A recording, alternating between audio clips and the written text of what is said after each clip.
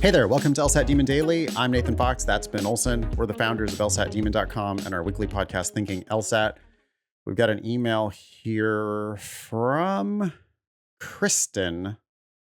This email was sent on July 23rd, and we have a link here. The numbers have actually changed since Kristen's email.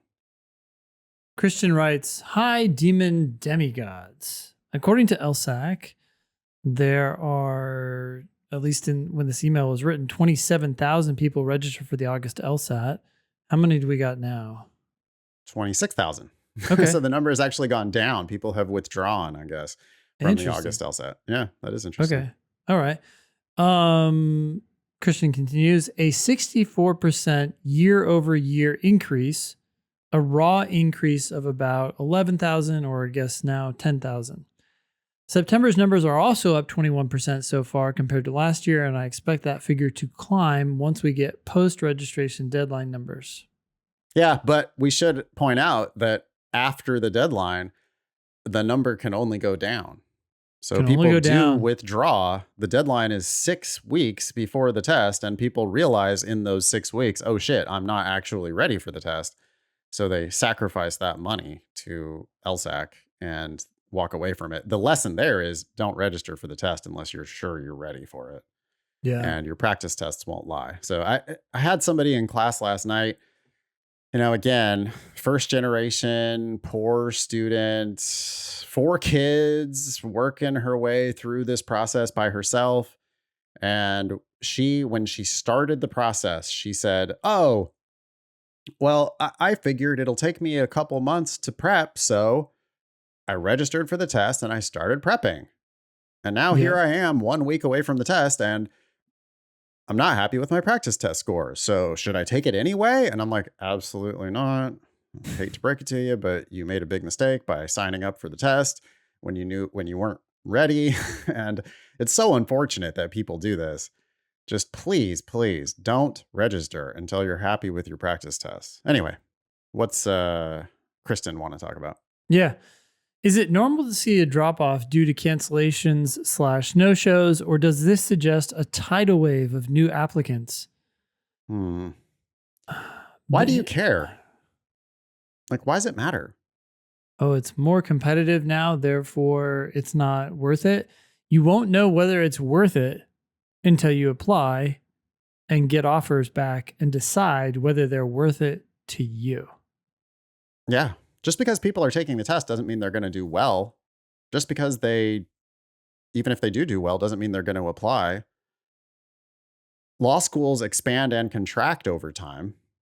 I mean, we just saw on the most recent episode of Thinking LSAT, this was episode 466, we led with a story from Karen Sloan at Reuters talking about how jobs are going to be sketchy starting right now.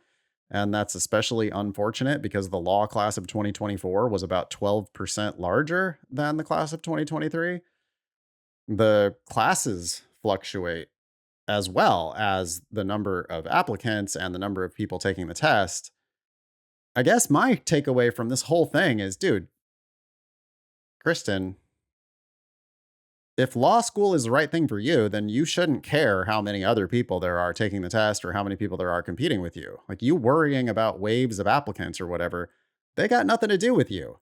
Just make yourself a great applicant. If you're a great applicant, you're going to be a great applicant in any cycle, whether it's a down cycle or an up cycle. It's just irrelevant to you because you're a great applicant. If it's the right time for you, then it's the right time.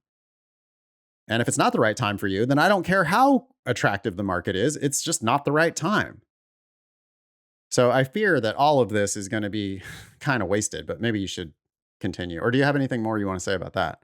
No, I agree totally. I mean, at the end of the day, it's kind of like buying a house. If you need a house and this is the right time for you to buy one, then okay, do so. Stop worrying about, oh, should I wait for this month or next month or next year? Is next year the rate's going to be better? It's just... Yeah, timing the market, right? Yeah. It's just like, okay, no, do you want to live in this neighborhood for the next 10 years?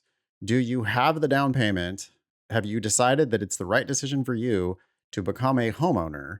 Yep. If so, then you just have to buy you can't be sitting there trying to time the market. It's just not, that's just, you can't. It's not possible. Yeah. The Christian continues, Ben and Nathan frequently reassure us that the top schools need to fill thousands of seats and they don't have necessarily have thousands of candidates with a 170 plus to choose from.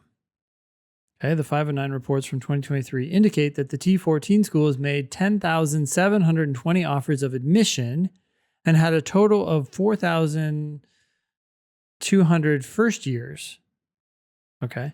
But if 2024 numbers continue to surge, there could be more than enough candidates to fill those seats.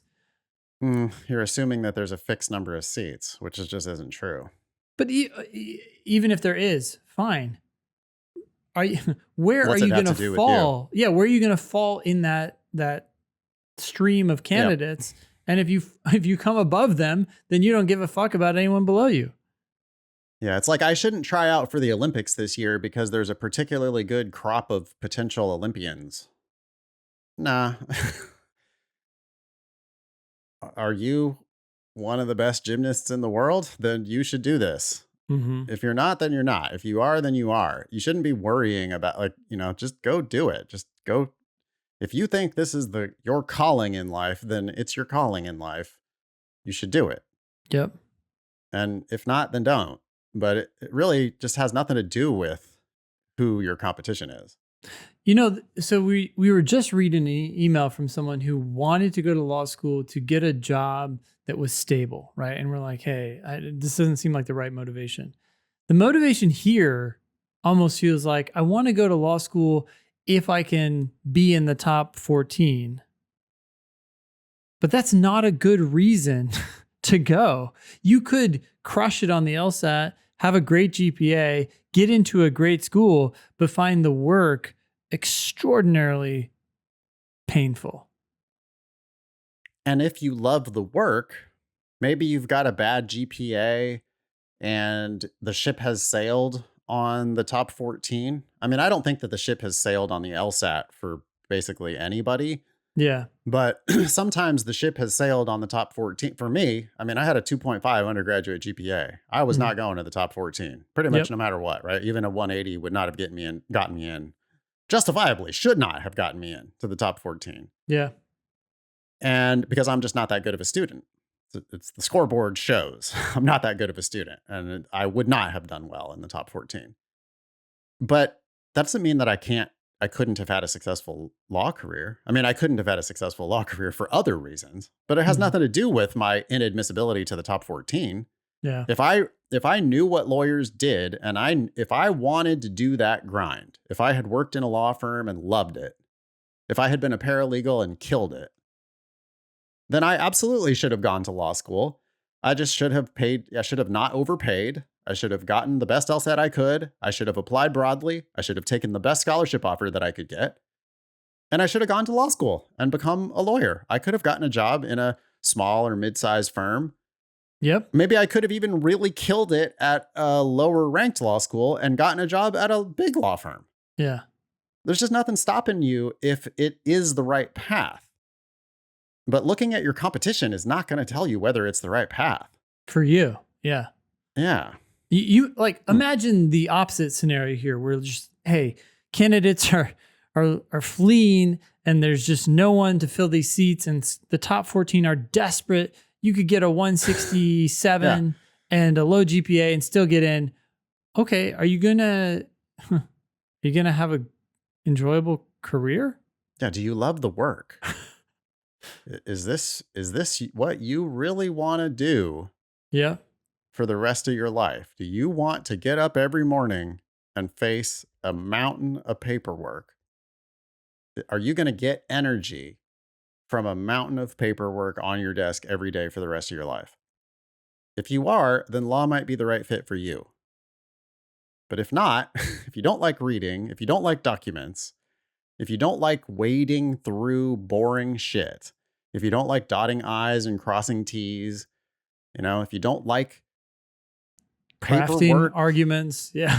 if you don't like jumping through hoops, if you don't like being really detailed, or if you don't like just perseverating on every single word in a document, then no matter how lucrative the field is, and no matter how in demand you might be in that career, it's just not the right career for you because you're going to be miserable. And if you're miserable, you're probably not going to be that successful anyway.